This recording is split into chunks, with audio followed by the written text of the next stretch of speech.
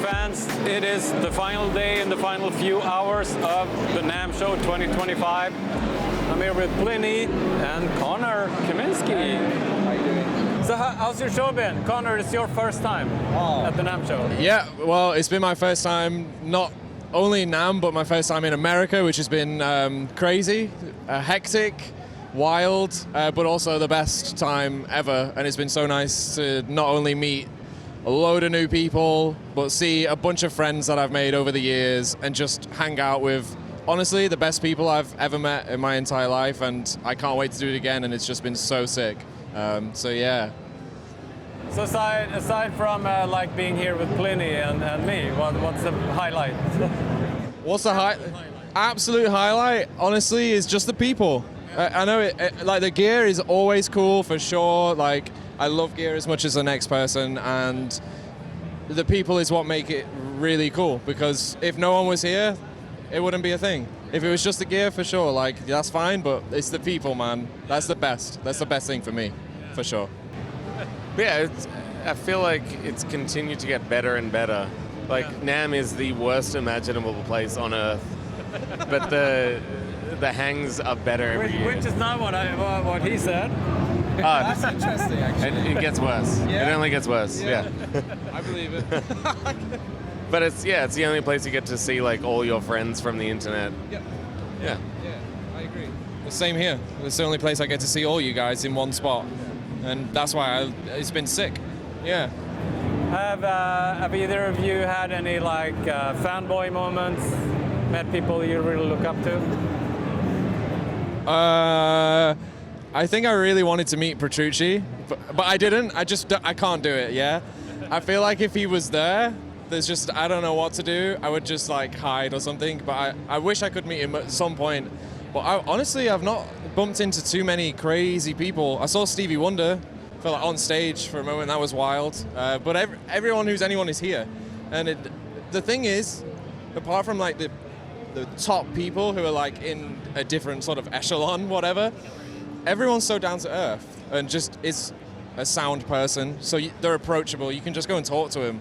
And even if you are a fan, they're just happy to have a conversation. And that's the best. You know, you can nerd out, you can talk about life, whatever you want. It's just the best. It's so sick to do that to peers, idols, friends, that sort of thing.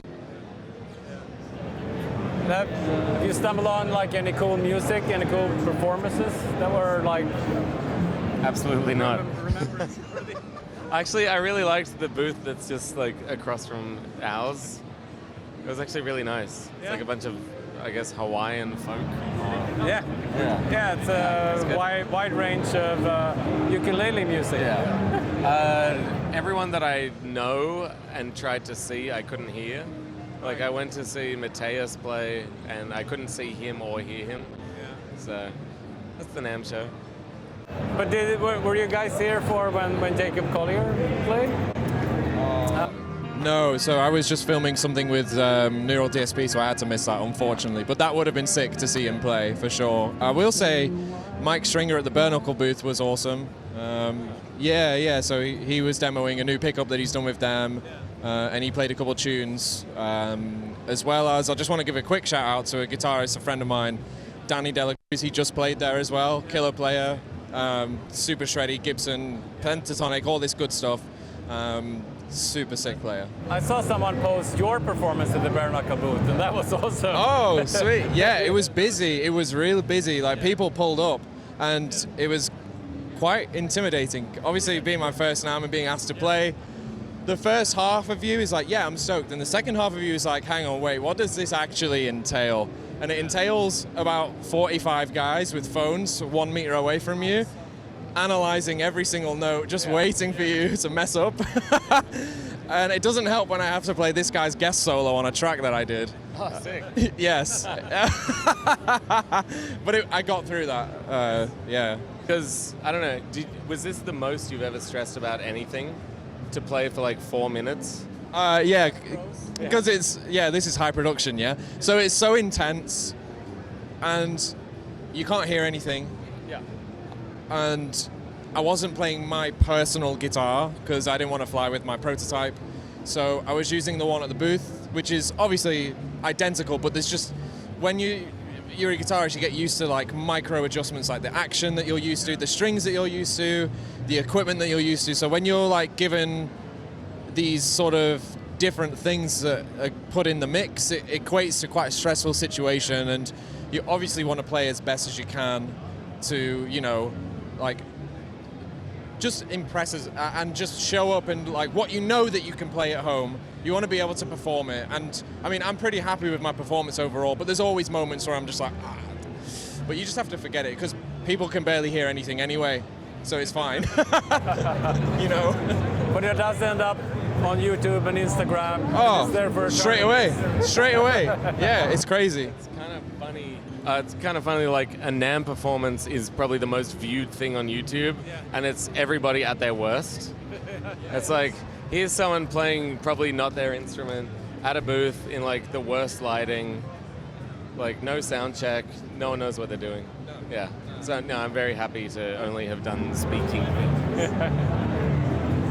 Well, in closing, you both have recent releases of signature guitar models, which is pretty exciting. So just tell us briefly about the new Plini edition Mirage. The Strandberg Bowden Standard Plini Mirage Edition. Wait, where did I get it wrong? No, Standard's not in there. Yeah, I'm excited about it. It's the first thing that we've done that isn't like either wood or black. It's black with squiggles. Yeah, it's a fun guitar. That's all I have to say.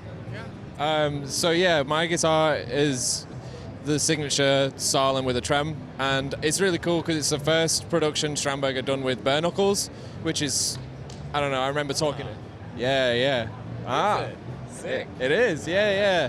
So we dropped the juggernauts in it, and it was kind of like a non-negotiable for me, just because obviously I'm a bare knuckle artist, but they're just like integral to any guitar I play. Like the tactile feel of a bare knuckle is just, I mean, unmatched in my opinion. And I believe it was one of the first guitars that we brought back with roasted maple, and bird's eye as well. To bring back roasted bird's eye maple was sick, and just black everything. But I really like the idea of keeping the pick guard, keeping like the pot cover plate, but just black out everything, black screws, black everything. And I think it's kind of like a sleeper build, and I really like that. You know, it shreds, but it just is like understated, yeah? Yeah. Well, there you have it. I hope you got a small flavor of what NAMM 2025 was about, and how NAMM shows are in general. Amazing, horrible, and yeah, just fun in general. So, signing off. Bye, guys. Thanks.